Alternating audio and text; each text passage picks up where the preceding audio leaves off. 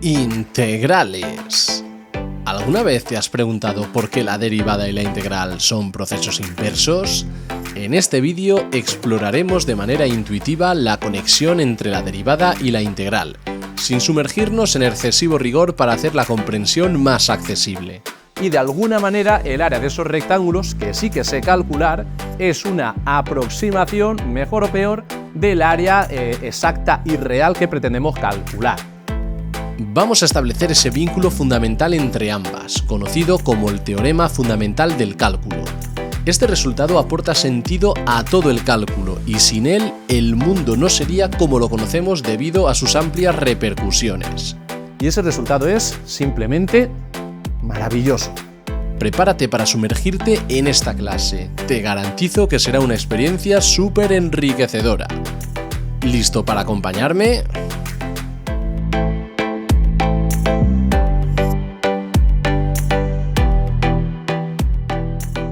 Integrales. Bienvenidos a esta pedazo de clase completa sobre integrales donde vamos a ligar, a relacionar dos conceptos tan claves en el cálculo como es la derivada y la integral. Seguramente hayas oído hablar de que la integral es la operación inversa de la derivada, pero estoy totalmente convencido que pierdes la idea intuitiva de la relación entre ambas cosas. Es decir, tú sabes que la derivada de una función mide la variación de esa función. Más concretamente podemos decir que la derivada de una función en un punto es la pendiente de la recta tangente a la función en ese punto. Sin embargo, la integral, que es la operación contraria, al final la integral definida lo que nos da es el área bajo la curva. La cuestión es cómo dos cosas tan aparentemente diferentes, como la pendiente de la recta tangente a una función en un punto y el área de una función bajo una curva, realmente se reduce a que una operación es la inversa de la otra. Pues bien, la respuesta a eso se llama teorema fundamental del cálculo integral. Y vamos a llegar a él prácticamente al final del vídeo. Sin embargo, vamos a ir dando una serie de pasos construyendo poco a poco, de manera intuitiva, hasta dar con este teorema. No pretendo que esto sea un vídeo súper riguroso, haciendo demostraciones de una manera muy matemática, ¿vale? No van a ir por ahí los tiros, es decir, no es un vídeo de un nivel universitario, pero sí que es el vídeo que en bachillerato deberíamos tener todos en mente para poder relacionar un concepto con el otro, que muchas veces no se hace por falta de tiempo, pero quiero hacer una construcción de manera que se pueda entender. Es decir, no voy a, digamos que para hablar del concepto de integral definida habría que hablar de suma superior, suma inferior, de una sucesión de particiones, de una serie de condiciones que debe cumplir la función para poder ser integrable de Riemann, que se llama, pero no quiero entrar tan en ese punto, ¿vale? Quiero ir construyendo poco a poco, de una manera intuitiva, no hasta un punto máximo de rigurosidad, ya digo que no es el objetivo del vídeo, pero como digo, lo que pretendo es conectar de una manera clara el concepto de derivada y de integral. Y de eso es de lo que trata este vídeo. Pues bien, para introducir el concepto vamos a aterrizar sobre un problema clásico de la física, que es calcular el espacio recorrido por un cuerpo que se mueve con velocidad constante, lo que llamamos el MRU, movimiento rectilíneo uniforme. Pues bien, tenemos la siguiente situación. Supongamos un cuerpo que se mueve con velocidad constante por tramos. Y la gráfica que representa la velocidad en función del tiempo es la que tenemos aquí. Esto sería, como digo, un MRU, un movimiento rectilíneo uniforme por tramos. Es decir, tenemos la velocidad en kilómetros por hora en función del tiempo transcurrido en horas. De manera que en las dos primeras horas la velocidad es constante, es de 50 kilómetros por hora, ¿vale? Por tanto, aquí corresponde un MRU. Luego aquí tenemos otro MRU en el sentido de que cambia la velocidad, pero en este tramo también es constante. De la segunda hora a la tercera hora la velocidad es constante de 100 km por hora, de la tercera a la cuarta hora la velocidad es constante de 50 km por hora. Entonces ahora nos planteamos calcular cuál es el espacio recorrido por ese cuerpo, ¿vale? Entonces, para ello, para calcular el espacio recorrido por este cuerpo, pues si estamos en un movimiento rectilíneo uniforme, donde la velocidad es constante por tramos, sabemos que el espacio se puede calcular como velocidad multiplicado por tiempo, ¿vale? Esto nos lo han enseñado de toda la vida, ¿vale? Entonces, para calcular el espacio recorrido por este cuerpo, pues vamos por tramos y tenemos en el primer tramo, donde la velocidad es constante, tenemos velocidad 50 km por hora, ¿por cuánto tiempo va esta velocidad? 2 horas, por 50 por 2. Eso sería el espacio recorrido en esas dos primeras horas, ¿vale? Más En el otro tramo tenemos una velocidad de 100 km por hora, y a esta velocidad, ¿cuánto tiempo va? Pues va desde la segunda hora hasta la tercera hora, 1 hora, ¿vale? Por tanto, ahí el tiempo transcurrido es 1 hora. Más el espacio recorrido en este tramo, vamos a 50 km por hora, ¿durante cuánto tiempo? De la tercera hora a la cuarta hora, 1 hora también, ¿vale? Por tanto, tenemos 50 por 2, más 100 por 1, más 50 por 1. Esto es 100, más 100, 200, más 50, 250. Es decir, 250 kilómetros. Y la verdad es que no hacía falta tanta gráfica ni demás para poder calcular este espacio, ¿no? Espacio, velocidad por tiempo, pues sabiendo la velocidad a la que va el cuerpo durante cada periodo de tiempo, ni siquiera me hace falta la gráfica, eso lo sabemos. ¿Vale? Pero si le damos una interpretación gráfica al asunto, en realidad, esta cuenta que acabamos de hacer aquí, ¿qué representa en esta gráfica? Y esa es la clave, eso es lo importante. Fijaos, la cuenta que he hecho es 50 por 2, más 100 por 1, más 50 por 1. 50 multiplicado por 2 es el área de este rectángulo de aquí. 100 multiplicado por 1 es el área de este rectángulo de aquí. Y 50 multiplicado por 1 es el área de este rectángulo de aquí. Es decir, para este caso concreto, el espacio recorrido por el cuerpo es el área bajo la curva de la gráfica de la velocidad en el intervalo de tiempo considerado. ¿Está claro? El área de esta parte roja que vemos aquí representa el espacio recorrido por ese cuerpo que lleva esta velocidad que tenemos aquí. Y esto pasa para este caso de movimiento, para este MRU. ¿Qué ocurriría si tuviésemos un MRUA? ¿Vale? Lo vamos a ver con otro ejemplo, con un movimiento rectilíneo uniformemente acelerado. Bien, tenemos la siguiente situación, la gráfica que representa la velocidad de un cuerpo en metros por segundo en función del tiempo transcurrido en segundos. Y esto corresponde a un MRUA por la siguiente razón, movimiento rectilíneo uniformemente acelerado. En un MRUA sabemos que la velocidad varía linealmente con el tiempo partiendo desde una velocidad inicial, que es lo que ocurre en este caso. Partiendo de una velocidad inicial de 1 metro por segundo, esta velocidad varía linealmente con el tiempo. Es decir, la aceleración en este movimiento es constante. Entonces, ¿cómo calcularíamos el espacio recorrido por un cuerpo de 0 a 4 segundos, sabiendo que su velocidad varía en función del tiempo según esta gráfica?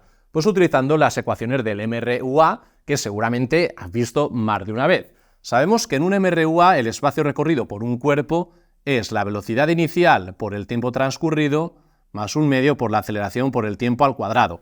Esta es la ecuación que te daban para estudiar un MRUA, seguro para calcular el espacio recorrido por un cuerpo. Bien, entonces vamos a calcular aquí qué es lo que necesitamos. El tiempo transcurrido sabemos que son 4 segundos, la velocidad inicial, la velocidad en t igual a 0 es de 1 metro por segundo y me falta calcular la aceleración. Claro, en un MRUA la aceleración se calcula viendo el incremento de la velocidad entre el incremento del tiempo, y esta aceleración seguro que es constante. Entonces, ¿cuánto varía la velocidad en el intervalo observado? Pues si nos movemos de 0 segundos a 4 segundos, la velocidad ha cambiado de 1 metro por segundo a 9 metros por segundo, es decir, el incremento de velocidad sería 9 menos 1, es decir, ha habido un cambio en la velocidad de 8 metros por segundo. Partido del incremento de tiempo, ¿cuánto tiempo ha transcurrido de 0 a 4? Pues obviamente 4, 4 menos 0, 4. Es decir, 9 menos 1, 8, dividido entre 4, 2. ¿2 qué? Pues las unidades de la aceleración, metros partido segundo al cuadrado, ¿vale? Por tanto, aquí, para calcular el espacio recorrido, simplemente tenemos velocidad inicial, la velocidad en t igual a 0 es de 1 metro por segundo, multiplicado por el tiempo transcurrido. Observamos un tiempo de 4 segundos, más 1 medio de la aceleración, que son 2 metros partido segundo al cuadrado, por el tiempo transcurrido, 4 segundos, es decir, 4 al cuadrado. Entonces tenemos aquí, este 2 con este 2 se va, 4 al cuadrado 16, más 4, 20. 20 metros. Por tanto, el espacio recorrido por este cuerpo en esos 4 segundos será de 20 metros. Claro, antes para el caso del MRU hemos dicho que el espacio recorrido era también el área bajo la curva de la función velocidad. Vamos a ver aquí si ocurre eso mismo. Vamos a ver, mirad. Vamos a calcular el área que estoy marcando aquí. ¿Estáis de acuerdo conmigo que la figura que se forma aquí es un trapecio? Si no recordáis la fórmula para calcular el área de un trapecio, no os preocupéis. Separo este trapecio en suma de un rectángulo y de un triángulo, a través de esta línea que estamos viendo ahí. Por tanto, si quiero calcular el área de ese trapecio, puedo verlo como el área del rectángulo más el área del triángulo rectángulo que me queda ahí, ¿vale? Entonces, área de un rectángulo, base por altura, la base 4 por la altura 1, es decir, 4 por 1, sería el área de este rectángulo, y ahora más el área del triángulo rectángulo que tenemos aquí. Área de un triángulo, lo sabéis, base por altura partido por 2. La base 4 por la altura, ¿vale? La altura es la distancia que hay desde aquí hasta aquí, de 1 a 9, que son 8. Base por altura partido por 2. 4 por 8, 32, entre 2, 16, 16 más 4, 20. ¡Qué casualidad! Me da exactamente lo mismo. Por tanto, ¿qué es lo que tenemos? Que el espacio recorrido por el cuerpo es el área bajo la curva de la función velocidad. La cuestión es, esto ocurría para un MRU, ocurre también para un MRUA. ¿No ocurrirá esto para un caso general cualquiera? Y ya os digo una cosa, en este caso, tanto en este caso como en el otro, calcular áreas será muy fácil porque la función velocidad era lineal. Aquí es una función lineal, como digo, en el caso anterior era una función constante. Ahí calcular áreas es tremendamente fácil. Pero se puede dar un caso más general, que es el que voy a representar ahora. Y el caso más general es que la función velocidad sea una función cualquiera. Una función tal como esta, donde los tramos no son rectos, no son líneas rectas, como ocurría en el caso del MRU y del MRUA. Entonces, sería muy descabellado pensar que, si en el caso del MRU y del MRUA, el área bajo la curva de la función velocidad me daba el espacio recorrido, sería muy descabellado pensar que para una gráfica de una velocidad cualquiera, con tramos curvos como esta, el área bajo la curva de esa función velocidad va a ser el espacio recorrido. Pues la verdad es que no es nada descabellado y de hecho es así. Es así. Si yo quiero calcular el espacio recorrido por un cuerpo cuya velocidad varía de esta manera entre un tiempo inicial y un tiempo final, ese espacio recorrido es de manera exacta el área bajo la curva. Pero claro, con geometría elemental, en los dos casos anteriores era muy fácil calcular esa área, viendo como el área de un rectángulo, el área de un triángulo, en general, algo bastante sencillo. Pero claro, ¿qué es lo que ocurre cuando tenemos estas formas así curvas? Pues que el área ya no es tan trivial, ya no es tan intuitivo poder calcularlo de esa manera. Pero si fuéramos capaces de calcular de manera exacta esta área, os aseguro que esa área representa el espacio recorrido por el cuerpo en ese intervalo de tiempo. La cuestión es, ¿cómo calculamos esa área si los tramos son curvos? Pues de eso es de lo que trata este vídeo básicamente, y esa es la esencia. Entonces, para ello vamos a cambiar un poco la notación, ¿vale? Aquí teníamos velocidad en función del tiempo, ahora vamos a ir ya a un entorno más matemático, donde la variable independiente, en vez de llamarle tiempo, le vamos a llamar x, y en general, en vez de tener v de t, vamos a tener una función f de x. Pues bien, esta es la situación que tenemos en un entorno ya más matemático. Tenemos una función f de x, un intervalo a,b, y pretendemos calcular el área bajo la curva de esta función en este intervalo y también entre el eje x, es decir, esta región de aquí pretendemos calcular de manera totalmente exacta su área para una función en general cualquiera. Luego veremos que en realidad esta función debería cumplir una serie de condiciones, ¿vale? Pero de eso luego hablaremos. Como decía, el problema está que el área bajo la curva no sé en un principio calcularla de manera exacta porque la función es curva, no es recta, por así decirlo. Sin embargo, creo que no sería muy descabellado pensar que como primera aproximación a esa área, no voy a decir si la aproximación es buena o mala, eso sería discutible. Como primera aproximación podríamos decir que el área que pretendemos calcular es aproximadamente el área de estos rectángulos que tenemos aquí, es decir, el intervalo AB, yo en un principio lo puedo partir en 4 intervalos y tener estas barras rectangulares y de alguna manera el área de esos rectángulos, que sí que sé calcular, es una aproximación, mejor o peor, del área exacta y real que pretendemos calcular. Porque aquí vemos, mirad, en este rectángulo pues el área es mayor que la real, aquí vamos un poco por encima, aquí vamos un poco por debajo, aquí un poco por debajo, aquí un poco por encima, ¿no? Parece que unas por arriba, otras por abajo, unas se pueden medio compensar, aunque no fuera así necesariamente, pero que de alguna manera, el área de esos rectángulos aproxima, en cierta medida, al área real que quiero calcular. Entonces, vamos a empezar aquí a nombrar cosas. Vamos a llamarle este rectángulo, rectángulo 1, rectángulo 2, rectángulo 3 y rectángulo 4. Vale, a este punto de aquí le voy a llamar x sub 1, a este x sub 2, a este x sub 3 y al punto B, al extremo, le voy a llamar x sub 4. Bien, entonces, como digo, el área exacta que pretendo calcular, que le voy a llamar A, es desconocida, no sabemos quién es, pero la puedo calcular de manera aproximada, ¿vale? Voy a poner aquí un aproximado, no es un igual, ¿vale? Al área 1 más el área 2 más el área 3 más el área 4, el área de cada uno de estos rectángulos.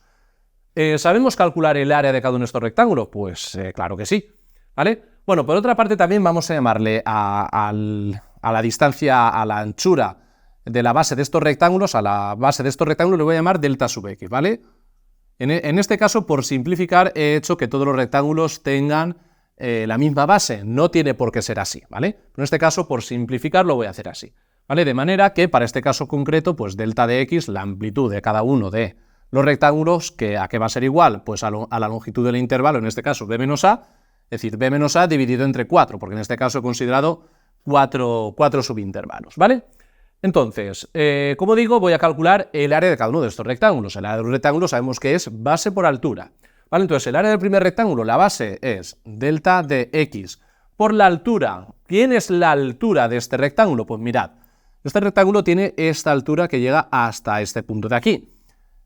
¿Y quién es precisamente esta altura? Pues esta altura es el valor que toma la función en este punto, en x sub 1, ¿vale? Por tanto, esta altura de aquí es la imagen de la función en x sub 1, es decir, f de x sub 1, ¿vale? Entonces, el área del primer rectángulo sería eso, más el área del segundo rectángulo. La base es la misma, delta de x, y la altura será la función evaluada en x sub 2, la función evaluada en este punto de aquí, más el área del tercero, será la base delta de x por la función evaluada en x sub 3, es decir, en este punto de aquí, más el área del cuarto rectángulo, la base delta de x por la función evaluada en x sub 4, que x sub 4 es el punto B, ¿vale? Justo en este punto de aquí.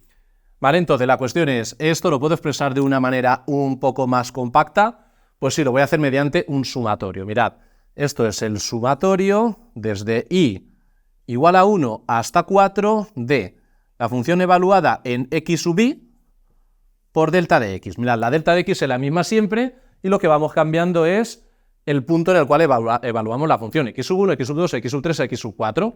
¿Vale? De manera general le llamo le llamo x sub i a esos puntos y la suma va desde i igual a 1 hasta i igual a 4 en este caso porque he considerado, como digo, 4 subintervalos. La cuestión es, ¿se puede generalizar esto para un número mayor de intervalos? Por supuesto que sí. Y de hecho, ¿qué es lo que ocurre? Que cuanto más intervalos considere, la aproximación será tanto mejor, ¿vale? Será mejor porque si estos intervalos, considero más intervalos, la anchura de estos intervalos va a ser más pequeña y seguro que la aproximación va a ser mejor. Aquí lo estoy haciendo, como digo, muy a brocha gorda, ¿vale? Si considero solamente 4 intervalos, pues digamos que aquí se notan demasiados excesos y demasiados defectos, ¿vale? Por tanto, no sería, digamos, una buena aproximación. Ya nos estamos dando cuenta que la aproximación no era realmente buena y para que la aproximación sea mejor, pues será tanto mejor cuantos más intervalos considere. ¿Vale? Entonces ahora voy al caso general en el que considere en vez de 4 intervalos, de manera general, n intervalos. En el caso de n intervalos tenemos que delta de x va a ser b menos a, ya no partido 4, sino partido n. Y el área de manera aproximada, sigue siendo aproximada, ¿vale? Va a ser el sumatorio desde i igual a 1 hasta ya no 4, sino n, de la función evaluada en x sub i por delta de x. Y la cuestión es, ¿cómo calculamos esos x sub i? Pues esos x sub i, fijaos que va a ser algo tan sencillo como, partiendo del punto A, le sumo i por delta de x. ¿Vale? Lo vamos a razonar de manera muy fácil. Mirad, x sub i hemos dicho que va desde 1 hasta n, ¿vale? La i va desde 1 hasta n. La i va desde 1 hasta n. Por tanto, ¿quién es x sub 1? Vamos a ir particularizando esto, mirad. X sub 1 será a más, la i vale 1, en este caso 1 por delta de x, es decir, delta de x. X sub 1, que es el primer punto que tenemos aquí, fijaos cómo es a más la anchura del intervalo, más la amplitud de este rectángulo, es decir, a más delta de x.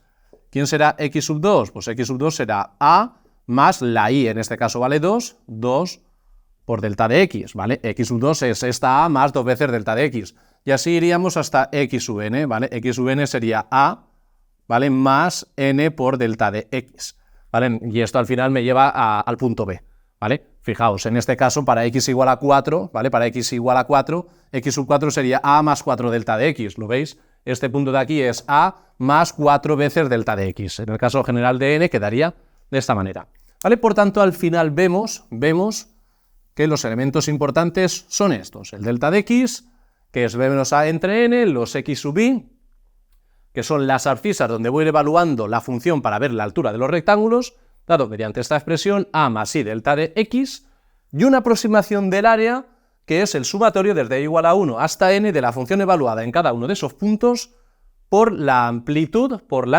de esos rectángulos. Y esto, como digo, sigue siendo una aproximación. Pero si quiero calcular de manera totalmente exacta esta área, que pretendo calcular, lo que quiero es que este número de intervalos sea muy grande. Cuanto más grande, mejor. Cuanto más grande la aproximación será mejor. En el caso límite en el que considere infinitos intervalos, el área que estaré calculando ya será totalmente exacta. Por tanto, esta área que tenemos aquí es aproximada. Sin embargo, ya puedo poner que el área es igual, y ya no pongo aproximadamente igual, al límite cuando n tiende a más infinito de este sumatorio, de la suma desde i igual a 1 hasta n de f de x sub i por delta de x. Es simplemente esta misma suma, pero en el caso de considerar el límite de tener infinitos rectángulos, ¿vale? Y esto es de manera totalmente exacta. Esto era aproximado, esto es totalmente exacto. Y esto es lo que se conoce como una suma de Riemann. Bien, y ahora vamos a verlo con un ejemplo muy sencillo, de una función muy conocida, f de x igual a x al cuadrado, la parábola de toda la vida. Vamos a calcular como una suma de Riemann mediante un límite el área bajo la curva en un intervalo dado, ¿vale? Voy a borrar todo esto y vemos el ejemplo. Pues bien, tenemos aquí el ejemplo del que os hablaba, la función f de x igual a x al cuadrado, la parábola de toda la vida, que tenemos representada en rojo, y pretendemos calcular el área bajo la curva de esta función en el intervalo 0, 1 y también el eje x, es decir, el área de la región que os estoy marcando aquí. Entonces, claro, aquí por geometría elemental ya no lo podemos hacer en el sentido de que la función no tiene tramo recto, la función es de trazado curvo, ¿vale? Por tanto, ya tenemos que recurrir al límite este del que os estaba hablando. Entonces, importante también otro detalle, que a la hora de considerar las alturas de los rectángulos, yo estaba considerando, siempre lo he hecho de esta manera, la función evaluada en el extremo derecho de cada uno de los rectángulos, ¿vale? Sin embargo, eso en realidad se puede hacer en el extremo izquierdo o en un punto arbitrario cualquiera, ¿vale? En realidad eso es irrelevante porque al final cuando se hace el límite, todas esas sucesiones de particiones que se pueden formar, por así decirlo, convergen al mismo valor, ¿vale? Pero en eso no es en lo que quiero entrar, no quiero darle tanta rigurosidad al vídeo, ¿vale? Quiero que entendáis el concepto de que aproximando la función por rectángulos, digamos, muchos rectángulos y muy estrechos, al final me permite calcular en el límite, en el caso límite, calcular el área que estoy buscando, ¿vale? Por tanto, aquí tenemos las expresiones que vamos a particularizar para este ejemplo concreto, ¿vale? Entonces, en este caso, pues para nuestro caso particular, delta de x será b menos a partido por n, ¿vale? A es 0, b es 1, ¿vale? Vamos a hacer desde 0 hasta 1, por tanto, delta de x será 1 menos 0 partido por n, es decir, 1 partido por n. Eso será delta de x para este caso concreto. Si el intervalo hubiese sido de 0 a 2, por ejemplo, pues sería 2 partido por n, ¿vale? Pero para este caso concreto es esto, ¿vale? Ahora, x sub i, vamos a ir calculando los puntos donde vamos a ir evaluando la función como altura de los rectángulos, pues será a, que en este caso es 0, ¿vale? Más i, que es el índice que va a ir recorriendo, por delta de x, que en este caso ya hemos visto que es 1 partido por n. Es decir, 0 más i por 1 partido por n, esto es i partido por n, ¿vale? Entonces, ahora vamos a ver lo que vale la función en cada uno de esos puntos, ¿vale? Vamos a calcular f de x sub i, ¿vale? Que me va a hacer falta f de x sub i teniendo en cuenta que f de x es x al cuadrado, es decir, lo que tenga la entrada lo elevo al cuadrado, pues aquí será f de x sub i, donde x sub i en este caso es i partido por n. Entonces, ¿quién es f de i partido por n? Pues esta función lo que hace es su entrada la eleva al cuadrado. Aquí la entrada es i partido por n, por tanto será i partido por n al cuadrado, ¿vale? Esta n me ha quedado un poco extraña.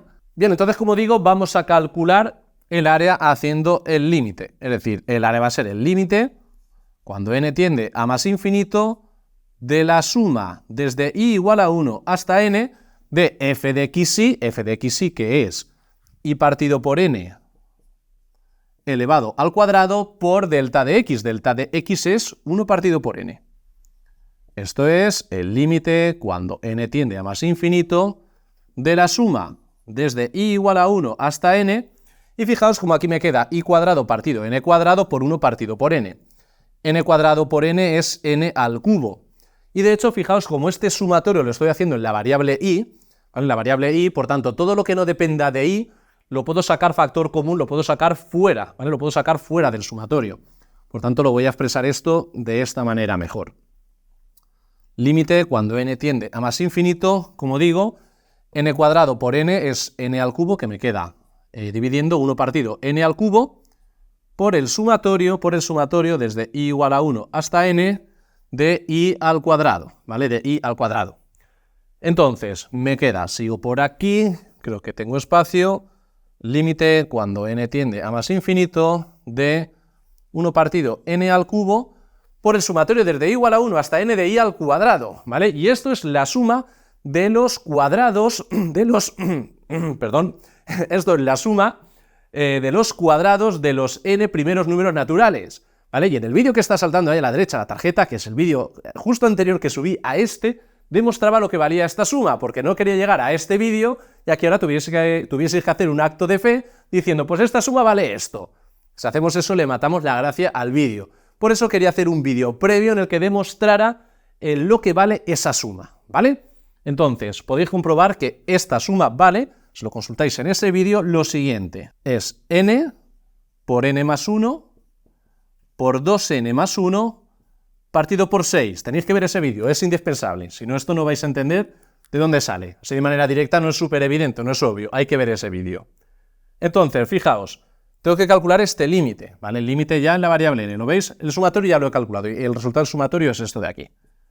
Límite cuando n tiende más infinito, como es un límite en el infinito, me voy a quedar con los términos que me van a marcar al final el comportamiento del límite.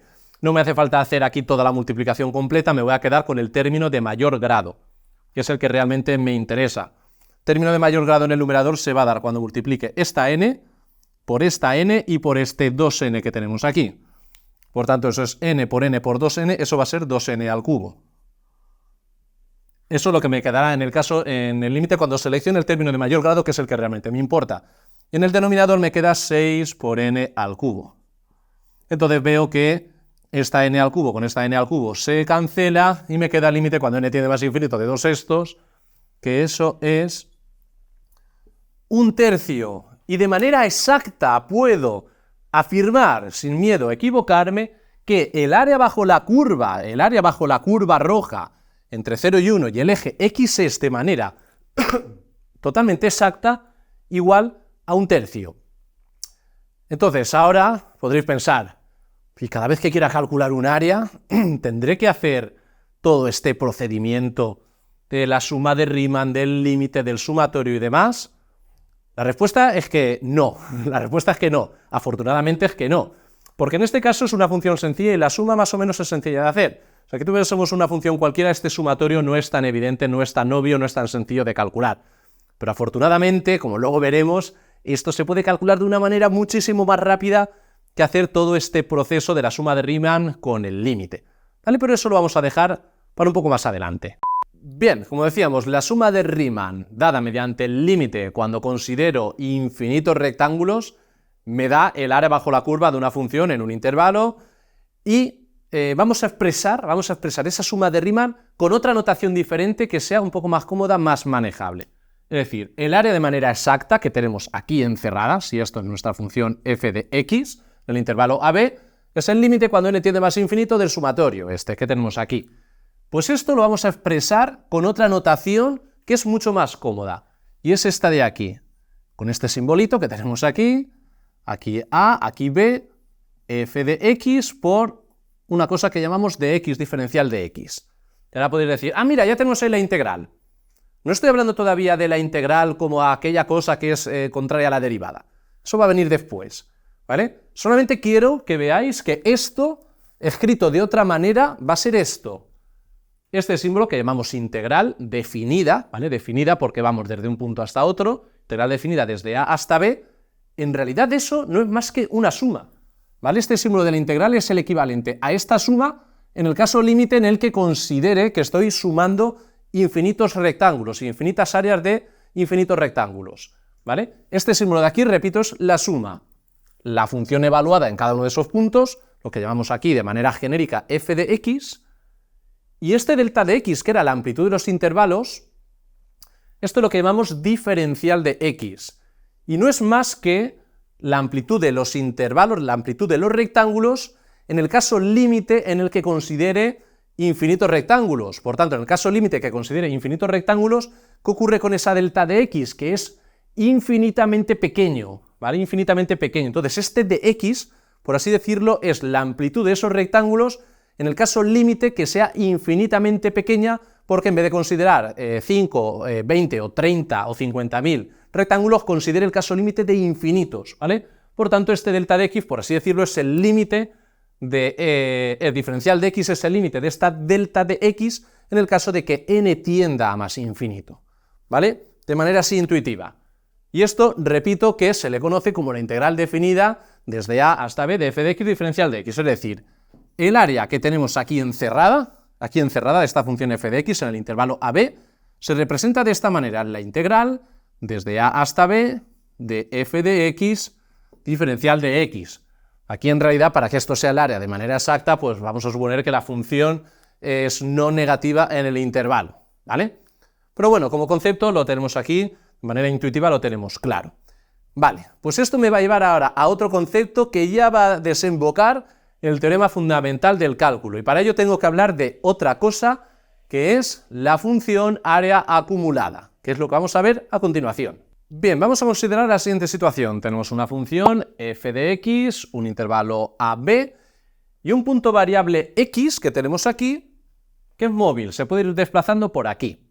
Vale, entonces, quiero calcular el área bajo la curva de esta función en el intervalo que va desde el punto fijo a un punto variable que es x. ¿Vale? Entonces, esa área va a venir dada por la integral desde a hasta x, ¿vale? Desde a hasta x, de la función en cuestión, de la función f de x. ¿Vale? Aquí podríamos poner f de x diferencial de x, pero no es lo más correcto, puesto que vamos a reservar la variable x a este extremo de integración que es móvil, ¿vale? Por tanto, en vez de poner f de x diferencial de x, permitidme que ponga f de t diferencial de t, por no confundir una variable con la otra, ¿vale? Esta x, repito, es este punto móvil, es variable, ¿vale? Por tanto, la función, en vez de poner f de x diferencial de x, permitidme que le cambie la notación y ponga f de t diferencial de t, o f de h diferencial de h, lo que queráis, excepto x, ¿vale? Entonces, la cuestión es que esta integral de aquí representa esta área que tenemos aquí, ¿vale? Entonces, el caso es que si este punto x es un punto móvil, en realidad lo que estoy obteniendo aquí no es un número, ¿vale? No es un área fija y concreta, va a ser un área variable en función de que este valor vaya cambiando. Por tanto, esto que tenemos aquí le vamos a llamar f mayúscula de x, ¿vale? Y esto es una función, ¿vale? Esto es una función, no es un número. Si esta x fuese un número fijo concreto, entonces esto de aquí sí que me daría como resultado un número y no una función. Pero repito que esta x puede ir desplazándose, puede ir variando, ¿vale? Por tanto, lo que obtenemos aquí es una función, ¿vale? Y esto es lo que se llama función área acumulada, ¿vale? Función área acumulada. Vamos a llegar ahora, vamos a hacer un pequeño avance. ¿Qué pasaría si estoy en este punto y considero una pequeña variación de esa área acumulada? Es decir, ¿qué ocurre si yo estoy en este punto y me muevo un poquito a la derecha? Pues que aquí podría considerar un rectángulo como el siguiente. Entonces, hemos dicho que la amplitud de este rectángulo va a ser muy pequeña. Vamos a llamar a la amplitud de ese rectángulo diferencial de x, porque es muy pequeña, infinitamente pequeña. Vamos a calcular el área de este rectángulo. El área de un rectángulo es base por altura. La base es diferencial de x y la altura, fijaos cómo es la imagen de la función f en este punto x, ¿vale? Partimos de aquí, de este punto X, la altura va a ser lo que vale la función evaluada en este punto X. Es decir, eso será f de x. Por tanto, el área de este rectángulo rojo que tenemos aquí será f de x diferencial de x. La base diferencial de x por la altura, que es f de x. Por tanto, esto es el área de lo que tenemos aquí marcado en rojo. Estaríais de acuerdo conmigo que esa área es infinitamente pequeña. Si la base de este rectángulo es infinitamente pequeña, esa área será infinitamente pequeña, y además esa área representa una pequeña variación en el área que teníamos aquí, ¿vale? El área que teníamos aquí, recordad que era la integral desde a hasta x de f de t diferencial de t, ¿vale? El área que tenemos aquí, eso es f mayúscula de x, de la función área acumulada, que es variable según el punto x donde esté. Entonces, ¿estaréis de acuerdo conmigo que esta franja roja que tenemos aquí representa una pequeña variación en esta función de aquí, ¿vale? Entonces, esa pequeña variación de esta f mayúscula de x es lo que vamos a llamar diferencial de f mayúscula de x, entendiendo esta diferencial de f mayúscula de x como un pequeño cambio en esta función f mayúscula de x. De hecho, si os dais cuenta, el área esta que tengo aquí más el área de este rectángulo es muy parecida al área que me queda aquí a la izquierda, porque el área de este rectángulo es infinitamente pequeña, ¿vale? Por tanto, aquí tenemos esto de aquí. Estas dos cosas son iguales por definición, ¿vale? Entonces, y aquí viene lo gordo, aquí viene lo importante, aquí viene la clave, aquí lo que le da sentido a todo, Fijaos, voy a despejar de aquí f de x, la minúscula. Si despejo de aquí f minúscula de x, me queda diferencial de f mayúscula de x partido diferencial de x. Y atención, que lo que viene aquí es muy heavy, es muy fuerte, esto es muy fuerte, mirad. Esto es la variación de la f mayúscula de x cuando varía la variable x. ¿Y qué es esto? Esto de aquí no es más que la derivada de esta función. La derivada de esta función f mayúscula de x. Entonces mirad, que esto es que es súper importante. Yo la primera vez que vi esto, la primera vez que me enseñaron esto, yo me emocioné porque es cuando le vi el sentido absolutamente todo con las integrales. Mirad lo siguiente, yo tengo la función f mayúscula de x, que la estoy definiendo mediante un área. ¿Lo veis? La integral desde a hasta x de esta función. Y eso es un área. El área bajo la curva de la función f minúscula. Es decir, la f mayúscula es el área bajo la curva de la f minúscula.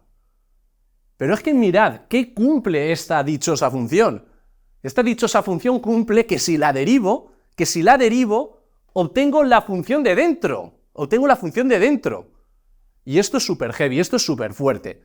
Este resultado es, matemáticamente hablando, es oro puro, porque estoy viendo que una función que me da un área, si la derivo, y la derivada de la pendiente de la recta tangente, me da la función de la cual proviene, es decir, yo tengo aquí esta función área, f mayúscula de x, yo calculo su derivada, y me da la función esta que tenemos por aquí encima. Y ese resultado es simplemente maravilloso. Y eso es el teorema fundamental del cálculo, que ahora lo voy a enunciar de manera exacta, rigurosa, como toca. Que no voy a demostrar, esto es una idea intuitiva, un poco de la demostración del teorema, no lo voy a demostrar, ¿vale? Os lo voy a enunciar, de ahí vamos ahora a partir un poco más. El teorema dice lo siguiente, que ya es algo bastante intuitivo en relación a lo que hemos visto anteriormente, con la función área acumulada y viendo cómo variaba esa función. El teorema dice lo siguiente, si tengo una función f minúscula que es continua en un intervalo cerrado a b, entonces la función f mayúscula de x, que es la función área acumulada definida como la integral desde a hasta x de f de t diferencial de t, esa función es derivable. El resultado del teorema es que esa función va a ser derivable y que además, y esto es lo gordo, lo heavy, lo importante, lo bueno, es que la derivada de esta función me da la función de dentro. Y esto lo que permite, de alguna manera, entendiendo ya esto como una integral, me permite ver la integral como la operación contraria de la derivada, ¿vale? Si yo hago la integral de una función, obtengo aquí otra función y esa función la derivo, obtengo la de dentro, ¿vale? Y eso es la relación donde encaja, donde liga todo el cálculo diferencial y el cálculo integral. Como digo, lo veis, este teorema ya estamos pidiendo condiciones a la función, que yo en ningún momento os estaba hablando de esas condiciones, ¿vale? pero la función f de x tiene que ser continua, eso es importante, la función f de x tiene que ser continua. No voy a demostrar el teorema, la demostración de este teorema se basa en otro teorema, que es el teorema del valor medio del cálculo integral, que eso a su vez se relaciona con otros teoremas sobre continuidad de funciones, ¿vale? Pero no quería entrar en tanta rigurosidad, ¿vale? Solo quería que vierais lo de la función área acumulada como una pequeña variación de esa función área acumulada, al final está relacionado con la derivada de la función y ver qué relación tiene esa función con la función original, que eso era un poco a lo que quería llegar. Vale, entonces esto es el teorema fundamental del cálculo integral o primer teorema fundamental del cálculo integral. Hay otro teorema que es el segundo teorema fundamental del cálculo integral, también llamado regla de Barrow, que va a ser tremendamente útil, que ahora lo voy a enunciar, ese sí que lo voy a demostrar porque es muy sencillito, y a partir de ahí vamos a terminar con un ejemplo muy sencillo donde vais a ver lo maravilloso que es el cálculo integral para calcular áreas en vez de tener que hacer sumar de Riemann mediante sumatorios y límites, que eso es tremendamente arduo y complicado, ¿vale? Repito, segundo teorema fundamental del cálculo integral o regla de Barrow. Regla de Barrow, que es muy práctica para calcular áreas, en definitiva, dice lo siguiente: la integral definida de a a b de f de x diferencial de x se puede calcular de la siguiente manera, como g de b menos g de a, donde esta g mayúscula, es una nueva función que decimos que es una primitiva de f de x, ¿vale? Es una función tal que si la derivo obtengo la función de dentro.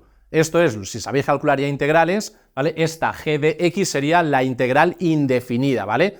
Cuando os dan una función y la integráis, obtenéis otra función, ¿vale? Otra función o otra familia de funciones, mejor dicho, ¿vale? Pues esa g de x sería una de esas funciones, ¿vale? Es decir, al final, esto lo que me permite la regla de Barrow es que para calcular una integral definida, simplemente lo que hago es calcular la integral indefinida, calculo una primitiva con todas las técnicas de integración que conocéis o que conoceréis, ¿vale? Y una vez la tengo la primitiva, la evalúo en el extremo superior de integración menos la evalúo en el extremo inferior de integración, ¿vale? Eso es lo que dice la regla de Barrow, ¿vale? Y la vamos a demostrar porque es muy fácil, ¿vale? Entonces, para ello vamos a hacer lo siguiente, vamos a considerar que tanto f mayúscula de x como g mayúscula de x son primitivas de f de x. ¿Qué quiere decir que estas dos funciones f y g son primitivas de esta función f minúscula? Pues simplemente quiere decir que si derivo estas dos funciones, la f mayúscula y la g mayúscula, si las derivo, voy a obtener la función f minúscula, ¿vale? Entonces, si estas dos funciones son primitivas de esta, seguro que estas dos funciones f y g se van a diferenciar en una constante, es decir, voy a poder expresar f de x como g de x más una constante k. Y esto es muy fácil de demostrar. Voy a derivar aquí, voy a derivar aquí. Si yo derivo aquí, ¿qué tengo? Si estas dos cosas son iguales, la derivada de esto tiene que ser igual a la derivada de esto. La derivada de f mayúscula de x es esto de aquí. Esto tiene que ser igual a la derivada de esta función más la derivada de una constante. Sabemos, la derivada de una constante vale 0. Estas dos cosas son iguales. Bueno, aquí este más 0 al final ya no pinta nada. Claro que son iguales, porque f' de x y g' de x son por definición f de x, ¿vale? F de x es igual a f de x. Hemos dicho que tanto f mayúscula como g eran primitivas, ¿vale? Por tanto, en definitiva, si f y g son primitivas, voy a poder expresar f mayúscula de x como g de x más k, ¿vale? Entonces, ahora vamos a calcular lo siguiente. Bueno, otra cosa, si f de x es primitiva de f minúscula de x, seguro que f de x lo puedo ver como la función área acumulada. Esto es la integral desde a hasta x de f de t diferencial de t, ¿vale? Lo que teníamos en el enunciado del teorema fundamental del cálculo. Esta f mayúscula la puedo ver de esta manera. Entonces voy a calcular ahora f de a, ¿vale? F de a. Si f de x la defino de esta manera, f de a, ¿qué va a ser? La integral desde a hasta, si esta x es a, pues esta x va a ser a. La integral desde a hasta a de f de t diferencial de t, ¿vale? Y esta integral, ¿cuánto vale? Pues esto vale 0, ¿por qué? Porque esto sería el área bajo la curva de esta función f de t, desde x igual a hasta x igual a a, es decir, no me desplazo en horizontal, ¿vale? Empiezo donde acabo, por tanto, ahí no hay área, ¿vale? Ahí no hay área, por tanto, en una integral definida, si los dos sistemas de integración son el mismo, pues esa integral definida vale 0, ¿vale? Por tanto, f de a vale 0. Luego, por otra parte, tenemos aquí, si f de x es g de x más k, tenemos que f de a es igual a g de a más k, ¿vale? Si yo sustituyo la x por a, pues tendremos esto de aquí. Pero claro, f de a hemos visto que es 0, ¿vale? F de a hemos visto que es 0, ¿vale? 0 es igual a g de a más k, ¿vale? A g de a más k, ¿vale? Por tanto, tenemos que k, despejando de aquí, será menos g de a, ¿vale? K será menos g de a, ¿vale? Vamos a calcular ahora f de b, ¿vale? F de b, ¿a qué es igual a f de b? ¿Vale? Pues f de b va a ser la integral, ¿vale? La integral desde a, ¿vale? Me voy aquí, f de b será la integral desde a hasta, ya no x, sino b, porque estoy evaluando en b, de f de t diferencial de t, ¿vale? De f de t diferencial de t. Y claro, ¿quién es f de b? ¿Vale? F de b, si me voy aquí, será g de b más k, ¿vale? Será g de b más k, ¿vale? F de b será igual a g de b más k, es decir, g de b más k, ¿pero quién es k? K es menos g de a, menos g de a. Por tanto, mira qué es lo que tenemos aquí, qué es lo que tenemos aquí. Justo es lo que tengo. La integral desde a hasta b de f de t diferencial de t es g de b menos g de a. Como aquí ya no tengo la x, ¿vale? Como aquí ya no tengo la x como la función área acumulada, aquí sí que puedo poner, en vez de f de t diferencial de t, puedo poner f de x diferencial de x. Por tanto, tendré que la integral desde a hasta b de f de x diferencial de x es, en definitiva, g de b menos g de a, que es justamente lo que tengo aquí. Y voy todavía más allá, Al final puedo poner sin ningún problema que la integral desde a hasta b de f de x diferencial de x es, en vez de g de b menos g de a, puedo poner perfectamente f de b menos f de a, ¿vale? Porque ambas son primitivas, tanto f como g son primitivas, esto lo podría haber razonado poniendo al final, en definitiva, que f de x era g de x más k, o que g de x era f de x más k, como queráis. Al final es simplemente hallar una primitiva, evaluarla en el extremo superior, menos evaluarla en el extremo inferior de integración, ¿vale? Por tanto, quedaros con esto de la regla de Barrow, y ahora vamos a ver el ejemplo que hemos visto antes de la parábola, y con esto vamos a terminar. Bien, un ratito antes hemos calculado el área bajo la curva de esta función f de x igual a x al cuadrado entre 0 y 1, dividiendo en rectángulos, en infinitos rectángulos, haciendo el límite de la suma de Riemann, el límite del sumatorio, donde al final aparecía el sumatorio de los cuadrados de los n primeros números, ¿vale? ¿Os acordáis, no? Ese ejemplo. Entonces, mirad cómo a partir de la regla de Barrow este cálculo es súper inmediato, Si yo quiero calcular el área bajo la curva de esta función en el intervalo 0, 1, pues lo que acabamos de ver es simplemente hacer la integral desde 0 hasta 1 de la función en cuestión. La función en cuestión es x al cuadrado. ¿Vale? X al cuadrado es f de x será por diferencial de x. Y según la regla de Barrow, simplemente hay que encontrar una primitiva de esta función, evaluarla en 1, menos evaluarla en 0. Una primitiva de esta función. Busco una función que si la derivo me da x al cuadrado. Podéis comprobar que esa función es x al cubo partido por 3. X al cubo partido por 3. Derivada de x al cubo partido por 3, derivada de esto, el 3 lo copio, derivada de x al cubo, 3x al cuadrado. Esto y esto se va, me queda x al cuadrado. Integral de una potencia, ¿vale? Si sabéis integrar, esta integral es de las primeras que veis. Y si no, pues lo veis. Si no sabéis integrar todavía, podéis ver que, derivando, la derivada de x al cubo partido por 3 me da x al cuadrado. ¿Vale? Y esto hay que evaluarlo entre a y b, es decir, entre 0 y 1. Y esto lo voy a expresar así, con un corchete así, entre 0 y 1, es decir, la primitiva la evalúo en 1, es decir, sustituyo en esta expresión la x por 1 y me queda 1 al cubo partido por 3, menos, ¿vale? Estoy aplicando la regla de Barrow, evalúo la primitiva en 0, es decir, 0 al cubo partido por 3. ¿Y qué sale esto? 1/3. Lo mismo que antes, pero qué rapidez es esta de calcular. En vez de hacer un sumatorio de los cuadrados de los n primeros números, al final todo se reduce a calcular una primitiva, es decir, calcular una integral, evaluarla en el extremo superior menos en el extremo inferior. También he de decir que para poder hacer este cálculo directamente la función no debe de cambiar de signo en el intervalo de integración, ¿vale? De eso ya tengo otros vídeos donde ya veo más cálculo de áreas, todas las consideraciones que hay que tener en cuenta. En este caso voy a un ejemplo sencillo donde la función no cambia de signo, para ilustrar el concepto, ¿vale? Sobre todo es eso. Entonces al final mirad lo heavy, lo potente que es esta herramienta, que dada una función como esta, con tramos curvos, que por geometría elemental no sabría calcular esta área, Con el cálculo integral es tan fácil como encontrar una primitiva de la función, evaluarla en el punto final menos evaluarla en el punto inicial. Y esta herramienta es sumamente potente. También he de deciros una cosa, desgraciadamente, no todas las funciones tienen primitiva conocida, ¿vale? No todas tienen primitiva conocida, por tanto no es tan sencillo como calcular la integral de x al cuadrado es, en este caso, muy sencillo, esta integral es súper sencilla, pero hay funciones de las que no hay una primitiva conocida.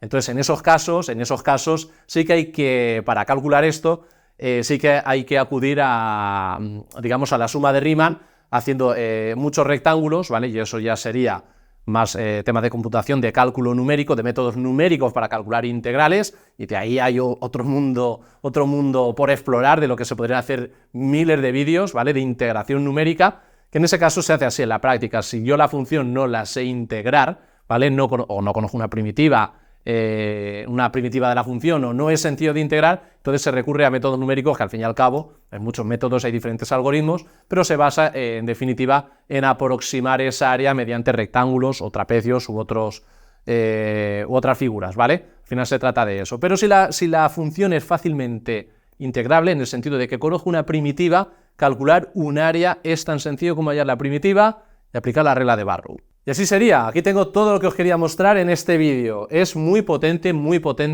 más allá del cálculo de saber calcular áreas, saber calcular integrales, el hecho de poder ligar el cálculo diferencial y el cálculo integral, ¿vale? La derivada con la integral mediante el teorema fundamental del cálculo, es lo que le da sentido absolutamente a todo. Yo lo digo, os lo aseguro de verdad, yo la primera vez que vi esto, es que me emocioné porque de verdad cuando empiezas a atar y a entender y el porqué, y esto es maravilloso. Pues nada, pupilos, espero que os haya gustado este vídeo. Si es así, por favor, dejadme un buen like. Si queréis aprender a integrar, os dejo por aquí los enlaces, las pantallas finales y demás, diferentes vídeos sobre integrales, ya más estrategias de cálculo, de calcular áreas, de calcular primitivas y demás, ¿vale? Pero este vídeo pienso que era totalmente necesario hacerlo para ligar los dos conceptos. Nos vemos en el próximo vídeo. ¡Chao!